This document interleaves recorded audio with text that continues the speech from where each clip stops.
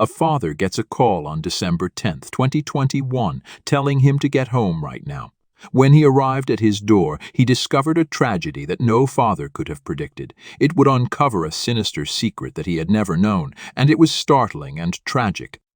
Hi and welcome back to our channel. If you are new here, please consider subscribing, as it helps us motivate to create more intriguing content for you. Let's have a look at the jealousy and horrific outcome of adoption, the murder of Maguad Sibling.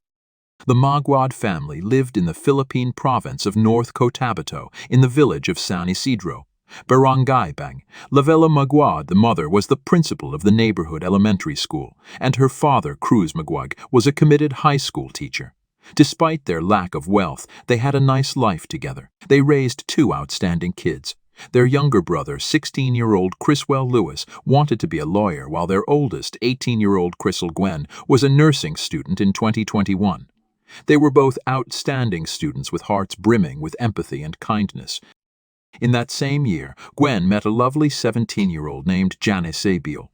They crossed paths when Janice was attending an event with the family she worked for.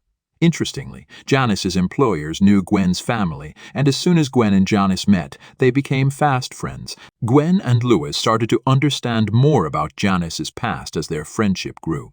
She disclosed that, prior to the age of 8, she had been an orphan and had no memory of her past. Janice revealed the painful truth of her life, working day and night as a servant for the family that had taken her in. Her duties encompassed tending to their small children, preparing meals, and keeping the home tidy. She had no time or opportunity to continue her education because of these rigorous tasks. She worked so hard, but she hardly had any money at all. Janice's terrible and dire circumstances impacted Gwen and Lewis greatly. They were all heartbroken for her, and Gwen was unable to watch her friends' hopes die. She begged her parents to adopt Janice, give her a better life, and help her pay for her school. The family thought that conducting errands would be a difficult undertaking because they lived in a small home. Nevertheless, their kids were determined to support Janice, a little orphan. Their hearts were so full of kindness that Lewis, the unselfish man that he was, offered to let Janice sleep in his own bed. To make it possible, he volunteered to spend the night on the living room couch. The parents finally gave in to the overwhelming need they sensed was from God to help this little orphan who was in need. After receiving a cordial welcome inside their modest home, Janice made herself at home in Louis' room. The Maguads formally adopted Janice in July 2021, and their devotion to her was unwavering. They showed her love and support and promised to always be there for her, treating her like one of their own. She was still receiving the friendship and sibling affection that Gwen and Lewis had so desperately longed to offer her. Their friendship was clear from the funny TikToks they made, which captured their excitement and camaraderie.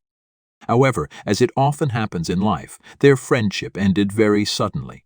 One freezing mid-December day, destiny took a surprising turn. The three adolescents arrived home alone, not realizing the turmoil that was about to break out. Their father, Cruz, was busy fixing some structural issues at his wife Lavella's school. Cruz unexpectedly received a call at 2:58 p.m. that would upend their quiet life. The voice on the other end told him not to worry, that their house had been looted, and asked him to hurry home. Cruz was so anxious to save his family and restore what remained of their house that his heart raced as he set off on a mad dash for home. Janice, meantime, turned to social media to look for support and comfort in the online community. After receiving the upsetting call, Cruz noted that Janice had posted a request on her Facebook page. She had asked for assistance, stating that there was an intruder in the house and that she did not wish to pass away. Janice had mentioned that she was in her room hiding and had requested help. Her voice had conveyed fear and despair. In a subsequent tweet a minute later, Janice reiterated her plea for assistance, hoping that someone would come to her aid. Her boyfriend called Janice right away after seeing her upsetting posts. He was confused and powerless when she answered but said nothing.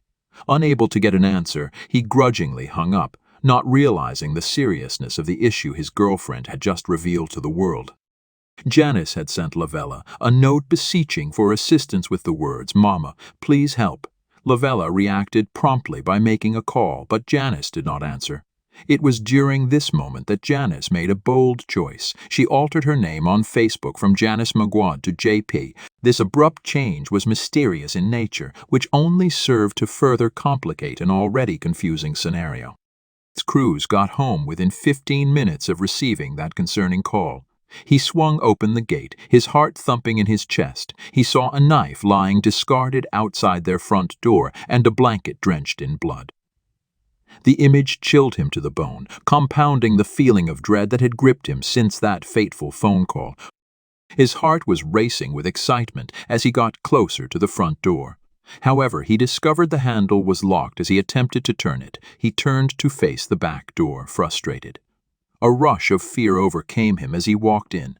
Gwen, his cherished daughter, lay battered and bleeding in front of him. He then witnessed the horrific murder and hogtying of his son Louis.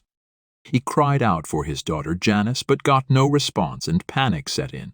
He was glad to see she was okay when she eventually came out, but he was afraid something bad might happen because of her wet hair. They did not realize the terrible truth until the police showed up. 3 men had burst in, launching their enraged assault on Louis before launching it at Gwen. There was evidence of broken bottles, a hammer, and a baseball bat, demonstrating the unfathomable severity of the killings. It became evident during the inquiry that this was no typical robbery.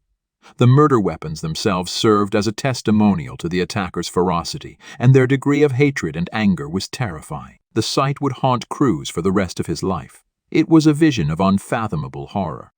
Investigators arrived at the horrific crime scene to find a horrifying sight. The victim's lifeless body lay in front of them with fresh blood still seeping from his wounds. By contrast, Janice's wounds had already stopped healing, an unsettling indication that rigor mortis had taken hold and had already started their ghastly ascent onto her still form as if nature itself had turned against her. Gwen had suffered a terrifying 51 stab wounds, demonstrating the attack's extreme ferocity and removing any doubt that a monster was responsible. The severity of the siblings' injuries was so great that Janice was first not considered a suspect by the authorities. How could a young child who seemed so innocent be capable of such a horrible deed? However, as the inquiry progressed, uncertainties started to surface.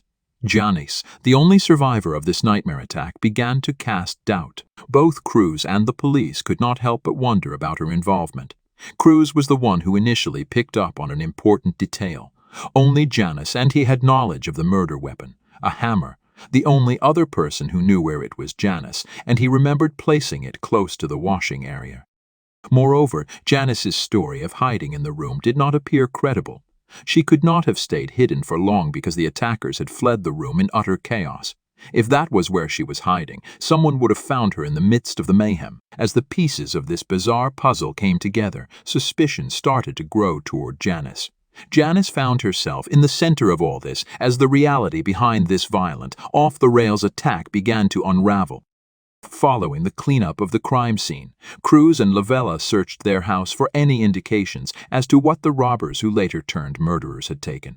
The phones of their cherished children, who had been ruthlessly murdered, were the only things missing. The apparently real-time Facebook posts posted during the incident, however, were the ones that truly caused a stir. How could someone in such grave danger have the time to write such a lengthy letter that included an emoticon of a sad face? It was just too strange. Even worse, it seems that Janice had chosen the ideal moment to change her Facebook name. Who does that in the middle of a deadly, vicious attack? The darker theory was that she was washing away the evidence and grooming herself following the murder, that anybody would feel secure enough to bathe in the moments following their family members' terrible murders seemed unthinkable. To cap it all, Janice's version of events did not match the siblings' dates of death. Even people unaffiliated with the case harbored suspicions and expressed frustration about the lack of arrests and media attention. The public was furious and called for the siblings of Maguad to receive justice. They placed pressure on investigators by using the hashtag Justice for Maguad on social media, but they did not stop there. Concerned individuals and press outlets alike started looking into the enigmatic beginnings of the orphan Janice, who had suddenly emerged out of nowhere. What they found was astonishing. Janice was not an orphan after all.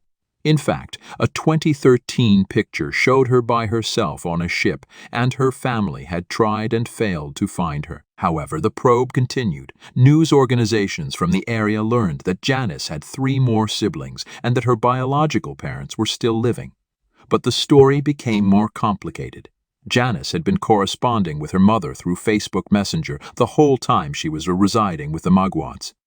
In Janice's room, there was an identification belonging to a male 17-year-old. She reportedly admitted to carrying out the murders with the unidentified 17-year-old when police questioned her about it. Hard evidence started to come in, such as Janice's fingerprints that matched those on the murder baseball bat. The 17-year-old suspect was swiftly located and taken into custody by the police, along with his suitcase. At last, the horrific truth came to light. Gwen's cell phone was recovered in his suitcase, and it turned out that he and Janice had been using Facebook Messenger to plot the murder for a whole 10 days. The guilty party, Janice, admitted to the authorities that she killed her siblings to get attention because she was envious and enraged with them. However, the story was not as simple as it first seemed. Gwen was able to flee the house for a short while, although Janice had concealed many of the events surrounding the murders. Unaware that her sister was the one behind everything, she went back to save her younger brother and sister. Cruz was certain that Janice had detested his daughter and desired to replace her after hearing her confession. Some mentioned Janice's obsession with the film The Orphan, which portrayed an adopted orphan who attempted to murder her family. After just 6 days, the case was closed, and Janice and the 17-year-old were both charged with murder in January 2022. Following a conviction, the 2 murderers received a 32-year prison term without the chance of release. Despite the fact that the killers were minors, the parents were not happy with the light punishments. They pointed out that the low sentences would keep Gwen and Louis dead while the murderers of their children, who were still in their 50s, would go free. Gwen and Louis wore a tuxedo and bespoke gown to their funeral. After Michelle Siegel, Janice's biological mother, was located. She revealed how her lack of wealth prevented her from being able to provide for her daughter. In addition, Janice's birth mother paid the Maguad parents a visit to express her regret for her daughter's behavior. She bowed before them, regret shining in her eyes. But the Maguads pulled her up swiftly, telling her that she did not need to make such a move. Rather, they politely asked for her help in learning the truth about what really happened that night. She tried so hard to get to Janice but was unable, and that made her feel powerless. In August of 2022, the Maguad parents bravely began a recovery journey in memory of Gwen and Louise, trying to get past the heartbreaking loss of their cherished daughters. Bravely, they launched a restaurant that served the exact foods their kids loved. This business came to represent their everlasting love and their resolute strength. They went to counseling in search of comfort and direction, realizing how important it was to heal their emotional scars via this difficult process. Their hearts began to slowly repair as they found solace in giving love and care to others. We also hope that this video does a good job of honoring the memory of Gwen and Louis, as well as their amazing parents. Our thoughts and prayers are with Cruz and Lavella. The suffering they have gone through is unfathomable. We appreciate you seeing our video about the Maguads case. Hopefully you enjoyed it. Kindly leave your comments below with your thoughts on this startling tale. We value your opinions and assistance. Please hit the like and subscribe buttons if you liked this video. This will enable us to expand our channel and provide you with more videos similar to this one. Stay safe.